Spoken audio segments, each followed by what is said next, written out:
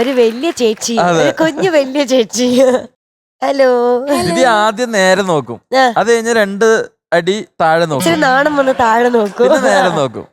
ഒരു ചിട്ടയായ നടത്തുക രീതിയുടെ. മക്കളെ, ഹലോ സുന്ദരി, ഈ ഡെയിനെ കുറിച്ച് എന്താ അഭിപ്രായം? എനിക്ക് എന്നെ തന്നെ ഒരു അഭിപ്രായം ഇല്ല. കുട്ടിയുടെ എന്താ അഭിപ്രായം ഡെയിൻചേട്ടനെ പറ്റി? വല്ല വാങ്ങിച്ചു തന്നിട്ടുണ്ടോ? ഇല്ല ഇല്ല. കണ്ടറിഞ്ഞൂടെ ഒരാളെ? ഡെയിനോട് എന്നാ ഒരു ക്വസ്റ്റ്യൻ ചോദിക്കട്ടെ? അറിയാലോ. ഡെയിനോട് ഒരു ക്വസ്റ്റ്യൻ ചോദിക്കട്ടെ? ഒരു ബസ്സില് ഒരു 7 മാസമായിട്ടുള്ള ഒരു ഗർഭിണി, പിന്നെ ഒരു 29 വയസ്സുള്ള ഒരു യുവാവും, 52 വയസ്സുള്ള ഒരു അമ്മാവനും, 58 വയസ്സുള്ള ഒരു അമ്മായിയും, 90 വയസ്സുള്ള ഒരു പാട്ടി ഉണ്ടായിരുന്നു. കൂട്ടത്തിൽ ഇളയവൻ ആര്? ഗർഭിണി. ഏറ്റവും ഇളയവൻ ആരാ?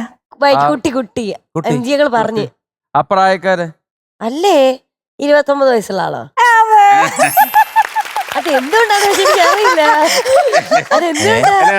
എന്തുകൊണ്ടാണ് പറഞ്ഞത്? ചോദ്യമല്ലേ? സപ്പോർട്ട് ചെയ്യല്ലേ വേണ്ടത്? കൺഫ്യൂഷൻ എടുത്ത ഗർഭിണിയെ പറയും ഇളയവൻ എന്നുള്ള അവളെയാണ്. ഗർഭിണിയുടെ കുട്ടി ഏതാന്നറിയില്ലല്ലോ.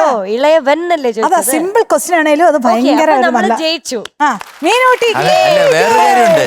ഇതുപോലത്തെ കൊനഷ്ട ചോദ്യം എല്ലാം മീനൂട്ടിക്ക് നമുക്ക് ഇടയ്ക്ക് ചോദിക്കാം. വേണമെങ്കിൽ ഇപ്പൊ ഞാനൊരു കണക്ക് ചോദിക്കാം. വേണ്ട, അതെനിക്ക് താല്പര്യമില്ല. അതിനോട് കണക്ക് നല്ല കൃത്യമായിട്ട് ഇഷ്ടമല്ല. കണക്ക് ചോദിക്കൂ ചേട്ടാ. പിന്നെ എൻജി നമ്മളൊരു ടീമാ, ഞാൻ പറഞ്ഞു. ഞാൻ ഡെയിനോട് ചോദിക്കാനാ പറഞ്ഞത്. അല്ല, ഡെയിന്റെ അടുത്തല്ല, എനിക്ക് മീനൂട്ടി അടുത്ത്. വേണ്ട, നമുക്കിത് പാട്ട് കഴിഞ്ഞിട്ടാവാം. ചോദ്യത്തിന് ഹായ് ഹായ്. ഏത് പാട്ടാ പാടുന്നേ? അഞ്ചിക്കൊഞ്ചാതടി. ഓ, അഞ്ചിക്കൊഞ്ചാതടി. കേട്ടിട്ടുണ്ട്. ഏത് പടം? ദ്രോണ. കേട്ടിട്ടുണ്ട്. പിന്നെ lyrics Kaithapram sir, music Deepak Dev sir, singer Vineetha ചേച്ചി, സംഗീത ചേച്ചി, നന്ദു ചേച്ചി, മോനെ നന്ദു ചേച്ചിയല്ല, നന്ദുവാണ്. ആൺകുട്ടിയാണെന്ന് തോന്നുന്നു.